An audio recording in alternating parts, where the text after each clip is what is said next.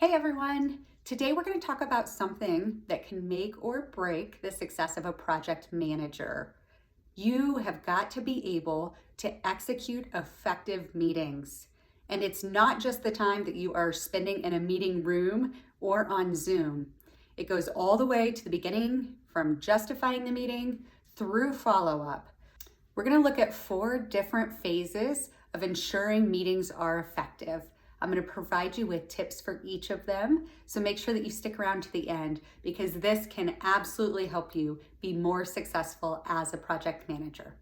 Step 1, justify the meeting. Why are you holding the meeting? What are you trying to accomplish in the meeting? Do you really need a meeting? Is this something that you could just pick up the phone and call someone you work with and hash out in 3 minutes? If so, don't take the time to call a meeting. So justify the meeting, know exactly what you're trying to accomplish. I really respect a gentleman who tells his employees, it has to be a really good meeting to be better than no meeting at all. I absolutely love that. It's true. Don't waste people's time holding meetings if they really aren't necessary. Step 2, really spend some time planning the meeting. You need to create an agenda and share it in advance. If there's pre-work, be really specific on what it is that you're asking of people. You need to make sure that you're also thinking through who specifically needs to attend the meeting.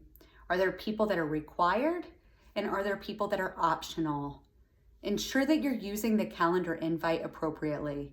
Almost all calendar invites offer optional or required for meetings.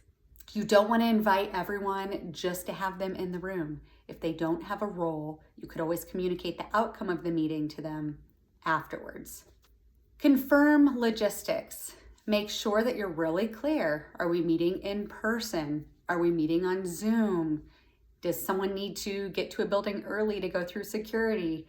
Be as crystal clear as possible for confirming logistics. I always like to think through the who, what, when, where, and why whenever I'm in the plan meeting phase and ensure that I answer all of those questions. If someone's receiving a calendar invite from you and they don't understand why, or they don't understand what you're trying to accomplish, it's probably not going to be a great meeting. Tip number 3, clearly ensure roles and responsibilities are assigned and people know what is expected of them. So facilitator, note taker, timekeeper. Those are all great things to make sure that you're addressing in advance. If you're the one that's responsible for facilitating the meeting, you don't want to be trying to manage that and taking the notes. You can either have your note taker also keep track of the time to ensure that you're honoring the agenda, or you can take that on as the facilitator. Also, for the note taker, I like to be really specific on how notes should be captured. I like for them to summarize as much as possible, taking away just the main points of the meeting. However, I also want them to specifically capture 4 things. This is referred to a lot of times as RAID or IRAD. Risk, actions, issues, decisions. Again, I have separate section in the minutes where the note taker should be capturing all risk, actions, issues, decisions. You can call it RAID for short. And I always like to set mine up so they're being specific and capturing who is doing what and by when it comes to each of those items. People should not walk out of a meeting and not be clear on when something is due. I will usually take the original agenda in something like a Word document where it has the agenda at the top. I will then organize a notes section below that, and then I will have my RAID items separated out below that. You also want to make sure that attendance is captured. That makes it clear who was in the room when some of these decisions were made. At the beginning of the meeting, you should also set ground rules. if you will be making some decisions, lay out exactly how these will be made. Are we going to vote on something? If so, is it going to be a majority? Do we need to reach consensus? Are you just soliciting input from people and then you're going to make the actual decision, or someone else is going to make the actual decision? I also like to capture a parking lot. I'll have a flip chart if it's a meeting in person, or I'll actually have the note taker set up a parking lot. And a parking lot is helpful for when topics come up that aren't on the agenda, that you can put them in the parking lot and then either at the end of the meeting review them and try to find a home for them in a future agenda, or come up with a plan to address them. Parking lot items, again, items that you don't have planned for in your meeting, but they come up and you don't want people to think that you're just disregarding their thoughts and ideas. If it's going to be a long meeting, I also like to let people know when they can expect a break, what's it look like as far as lunch. If you cover some of those logistical items right when you're kicking off the meeting, it can put people at ease. Setting those ground rules is really helpful and make sure people know what to expect. When you're executing the meeting, honor the agenda.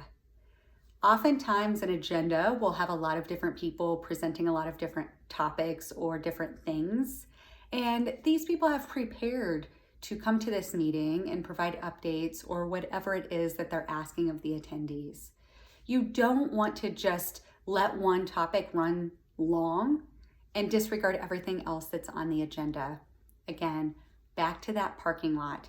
If you're finding that there is more discussion on a topic than you anticipated, I recommend putting a pin in it and letting people know that you will either schedule a separate meeting to come back to that topic, that you'll add more time in the next agenda. So far, 1, justify the meeting. 2, thoughtfully plan the meeting. 3, run or execute the meeting. Step number 4, follow up.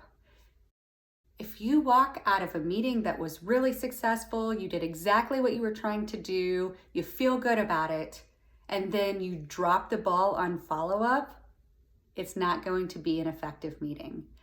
Follow-up is so important. I always encourage people to send out minutes within 1 business day of when the meeting took place. Sometimes the minutes will need cleaned up a little bit. Maybe someone wants to review them in advance. If I have someone take notes for me as a project manager, I always like to get eyes on there to make sure that they align with everything that I think we covered and accomplished in that meeting before distributing them to everyone else that attended the meeting. The RAID part of follow-up is important. You want to make sure that the risk, actions, issues, and decisions, they are stored in a location that the team has access to and can go in and make live updates. A tool such as Smartsheet can be really helpful for tracking your RAID items. I'm going to cover that on a separate video, how you can build in some automation via a workflow so that when someone goes in and updates one of their action items, for example, and they complete it, that the team is notified or just the project manager is notified, but you can build it out based on the needs of your project team. We have covered 4 important steps for holding effective meetings. 1, justifying the meeting. 2, planning the meeting. 3, executing or running the meeting. And 4, following up on the meeting. Being able to hold effective meetings will make or break you as a project manager, so start embracing it now. Thank you for joining me today. I'm Candace Porter. If you enjoyed this, I'd appreciate it if you would subscribe to this channel. Be on the lookout. I have another video that is going to look at how you can automate RAID or include your RAID log on Smartsheet. It's going to be a great one because it's going to show you how to create workflows and ensure that it's a very collaborative tool for you and your team.